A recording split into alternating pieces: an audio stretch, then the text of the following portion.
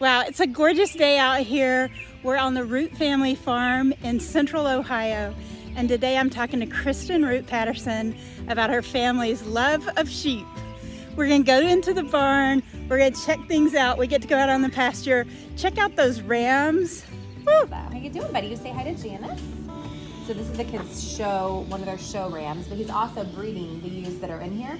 So he has 4 ewes, which I think he's actually already bred them off. Or 5, 1, 2, 3, 4. But the kids will show him all summer. So we shear once a year. He's got beautiful His horns. Yeah. So he is in with the girls now, and then he'll get pulled out here in about a month, and then he'll start to put a little more weight on. His fleece will grow, and so by the summertime, he'll have a nice fleece to fit and show. And I know you like attention. You're very demanding. So we raised him. He was born here. I know, but I can't pet. Yeah, I know. That's why you can't really. Yeah, you can't do that. When you start putting your head down. When you scratch their heads, that can make them become aggressive. He's not, but he wants pet, and then he does that. So we shear once a year. So we just sheared the end of March is when we sheared. And so then they'll grow their fleece all summer. And then the next March, we'll shear them again. And this particular group is not out on grass. Well, of course, no one's And out these right are now. like spring ewes? So these would spring be, babies? yes. These would have been born, hey, buddy, what are we now? They would have been February, March, and then this little guy was born in April. So we lamb, we always used to say 2 times a year, but we really lamb about 4 times a year now. Because we want, for showing the sheep, we want the different age categories. Yeah. So, and then these will breed right back to have raw babies. Yeah, that's why you're back away. And then these are some of the lambs we're feeding out, so they aren't quite, like they don't need full feed, but they still need more feed than others. And so this is one of the ewes. But So these are destined to lamb chops? no, these are actually will be show sheep. Okay. So most of the things we have here now will be show show sheep. They're just to keep in the flock. We've already gotten rid of all. Actually, it's funny, A Small World through Kristin Clark. Yeah. A girl from Ohio followed Kristin, and this has been a couple years ago, and they wanted to start a meat business, and they had a couple sheep, but they needed more. And so somehow, she's like, hey, you need to call my friends in Ohio who raise the sheep. And they just live like an hour and a half from here. That's so funny. And so she's like, well, I got your name from Kristin Clark. I'm thinking, what in the world? And so they buy about 14 lambs in the fall. Oh, wow. To feed out. So they take our first initial 14 that we would sell to the market, and they just feed them out, which is perfect for them. The lamb prices have been so high and so good for us to sell, not for people to buy. So it's been a little a little interesting of a concept. So now some of these we won't keep. We'll feed out a couple over. Actually, all 3 of these probably will get fed out to be freezer lamb. But we might keep one of the ewe lambs. So How many of them do you have? So I don't know. That's a good question. I don't know. They're tagged. I mean, somewhere there's an inventory list. We have an inventory. Yeah. But we're probably around 65 right now. In the fall, we'll go well over 100 just with lambing. Yeah. So hopefully everybody has buns in the oven right now. Like everybody is bred and carrying all these babies. But the number fluctuates just based on when we're selling lambs. Yeah. And then rebreeding. So this is another group of ewes over here. So these are all keepers. They're just over here because they don't need full feed, but they still need grain. The way the fur is on that one's face. Like that one hadn't gotten trimmed back as much. No, she's never been shorn. So none of these have. She's a February lamb. The way that... These are in the taming process. Like they're getting, still got her fluffy wool. I hate it when they shear it off because it just makes them grow up. But this is a group of ewes, so they're in here with a ram, and so we kind of group our ewes by who we want bred to what ram for genetics. And so we have 3 rams that we're running right now. Hi girls, where's Ivanka? Come here, girl. Campbell's old show ewes in here. We have some crossbreds in here too that the kids use for their meat business. And so Fiona is the only white-faced or black-faced mature ewe, so she's a Hamp cross. Yeah.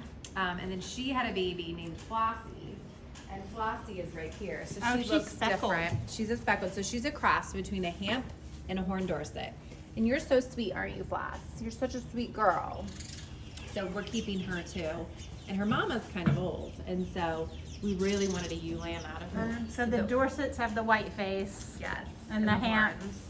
has the black face. And then you've got a couple outliers like this one over here that doesn't have horns because that's Parker's, and she's a Cordale South Down cross that she just had to buy from a friend.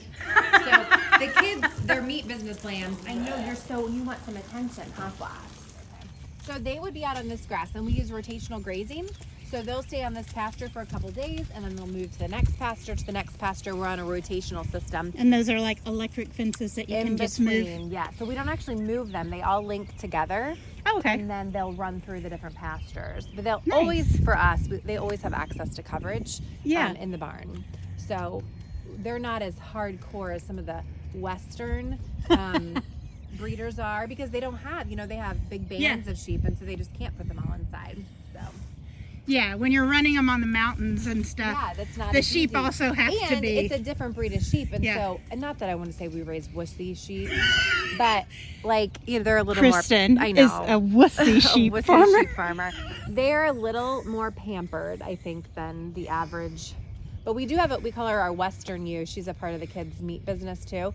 You can kind of see her up out on the hill, and she came from South Dakota, and so we say she's like more hardy because she handles the. She makes fun of the wussies. She does. She's like, you girls, you gotta suck it up. So, but this group of ewes, they get grain, so they'll get grain every other day, and then they have access to grass all the time because they're ruminants. Like they need to be chomping and chewing just like a cow, and so they have access to grass, and then they do get a little extra just to keep them in good condition, and since hopefully they're all bred, to keep that baby growing inside too. So do you guys manage the pastures like you plant alfalfa or? Similarly, so we have an alfalfa field back here which used to be pasture, so we'll rotate out sections to become our hay fields and then our pasture fields, but we do fertilize obviously naturally, and then we rotate through, and we rotate for the health of the grass, but we also rotate for the health of keeping parasites away. So that's really important with sheep. I wish they'd all. That was today's rain. That was today's, This morning's rain. Wow.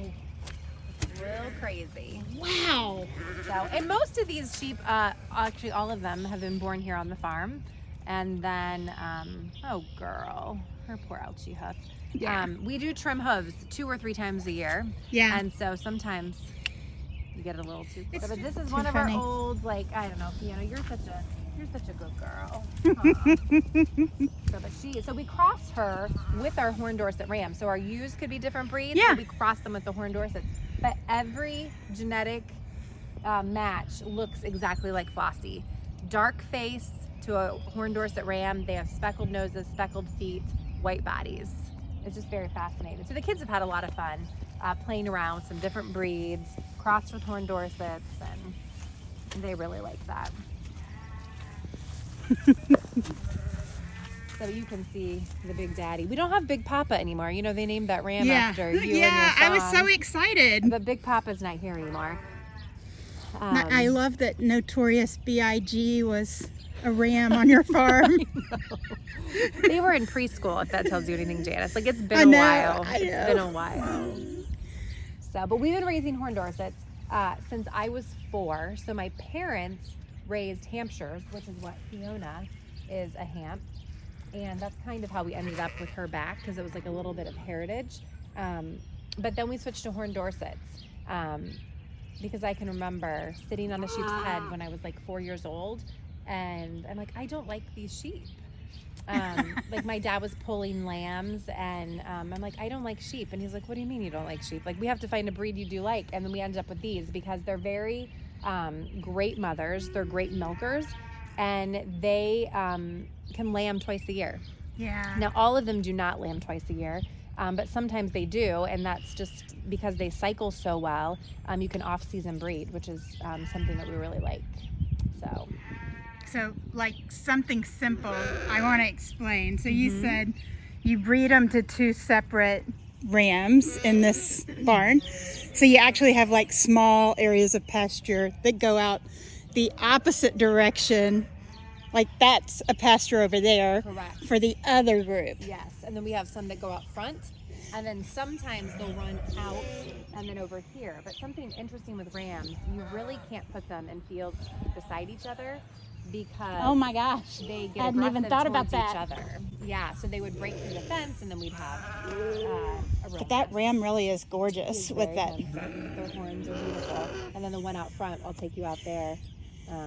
He's equally as pretty. So the ram in the barn, he will, as he matures, so he was born last fall, he'll get horns very similarly. And so this breed called the Horned Dorset, they all have to have horns, and they will have horns. When you genetically cross them with a species that does not have horn, a breed that does not have a horn, they'll lose the horns first thing. So we say it's like kind of hard to crossbreed Horned Dorsets. People do it with different breeds, but the horns are usually the first to go. Hey ladies, you gonna come say hi? They're like, now they've been out here long enough. Like, I guess we're we not could get back hungry. into the barn. We're going back in. I don't think Hi ewes girl, have we'll come through. You can, I know. So these are the show sheep, the kids minus her because her horns aren't perfect. She broke her horn off, which does happen, but if it's gonna happen, it usually happens when they're younger. Yeah. And it's a real mess. It's like losing your But whole she's already fingernail. found her crowd. She lives with the show sheep, whether she She gets to go to does. shows or not. That's right. So she's a little fancier, but this will be the group of show sheep in here, and then minus Mr. over here, who Parker hasn't named yet. But usually all of our sheep that we show, hey girl, get a name, just because everyone always asks if they have names, and we're like, oh, okay, you guys got to come up with names because everybody asks at fairs or shows. Hi girl, yeah, you're so pretty. I know, and you think you're the handsomest man around. And needs all the attention. Oh, goodness. And you broke your horn off. Or something happened. She did. She broke it off. Only once have we ever had an adult sheep break off a horn, and that was interesting. We said, like, when she broke it off, I mean, it was bad. Like, it really bled. We've never had a mature ewe break a horn off. And so Campbell's really into, like, blood, guts, gore, pus, like anything Dr. Pimple Popper. And so the horn came off, and so we looked, and it was almost like she was missing, like, the base of the horn, like, that connected it. So she had almost like a hole into her head. And we're like, man, this is gonna get infected, like all these things we're worrying about. So we called the vet, and the vet's like, I think you can take care of it. So we packed it, and it was like, a daily process, and she did great. It's like when you break your fingernail all the way back in the click or something. That's exactly what it is. Yeah, okay. Only in your head, and heads bleed, and so. Yeah, exactly. It was a real situation. We had her all wrapped up. I mean, it looked like she was like in concussion land, and but she did great. She was fine. We never had a problem, but that's only once we One had of the that fuzzy happen. wuzzy ones. They're so cute. Yeah, you're a little behind on the cutie cuties because the cutie cuties have already grown up. My brother still has cutie cuties, I think. Wow. I know I'm good listening. He is beautiful. So he would be one. You'd be a yearling ram is what we call him. And then the one that was out back, he's more mature. He's like 4 or 5 years old. So how much longer will those They'll keep growing a curling little around? more. They will. Eventually, does it block their eyesight? So it becomes difficult, but that's another breed characteristic because we want their horns to be very attractive, but well conformed, their conformity to be good so they don't grow into their face. Okay. And so my dad invented like the spreader bar that we can put across their face to their horns, which is almost like a braces for your teeth for the horns. Yeah. And we can spread them so they don't grow too close to their face. Hey there. So, hey girl, you're one of our old girls, huh? It's like Janice knows we don't like being called old girls. I know, middle-aged. You're middle-aged. You've been here a few years. You've had a few babies. You've done well. But they're just a really docile, easy-keeping breed. Multi-purpose. Their wool, not really good for much of anything. Carpet and rugs. And right now the wool market is terrible, so But you still sell it. We still sell it for pennies on the dollar. It costs more to sell to shear the sheep than we'd actually get from selling the wool. But we shear sheep for health reasons, and then if there's a use for the wool, that's fantastic. And we sell to Mid-State Wool Growers, which is the largest wool cooperative east of the Mississippi River, like in Canal, Winchester. So if you came down 33, you passed it. So Very cool. That's right where our wool goes, which is a really fascinating operation. Hi, you want to come say hi or no? So we also artificially inseminate some of our sheep. We had 11 to a ram we call Fudge. Come here. He's been gone for a few years, but we collected his semen. And so while you've been artificially inseminating pigs and cattle for a long time, newer in sheep, and so not as many people can do it. So we actually go to a place, reproductive facilities, that they actually do it because they laparoscopically insert the semen into the uterine horns. So it's a little bit of a medical procedure. So they get a little bit of a happy drug that makes them not knocked out, but kind of hazy to what's going on.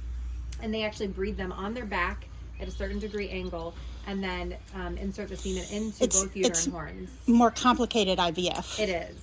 And so then they just use their little spray stitch, and then they're ready to go.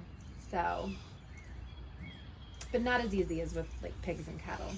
Yeah, so it's interesting because the ram's horns seem to grow faster, right? They do. Because if these women are middle-aged, and he's one. They're pretty much done growing their horns. Yeah. And his will grow for another year or two. Okay.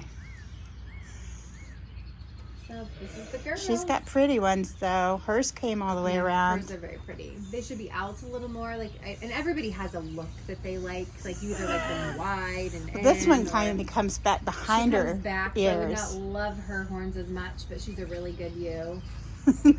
These are actually some of our skinnier girls, and so they actually get grain every day. And that's kind of how they get sorted too, is by their diet, their needs. It really is fun. Like the kids have, like, since they're teenagers now, they've really gotten to understand like the genetic part of it and really like it. And instead of just we're going to breed this ram to this ewe, like why are we going to? Like we're going to breed these sheep to this particular ram because of this. And so that's been really fun to watch their interest in that. So Parker's more of the worker bee. Campbell is more the competitive shower. Like she wants to, do her best. Parker's like, I'll help you. Like he likes to show, but he's not as, like she's, in it. He's more of the worker. Thanks for checking out our videos. We'd love for you to subscribe, watch some more videos, follow our podcast in general. I'm your host, Janice Person.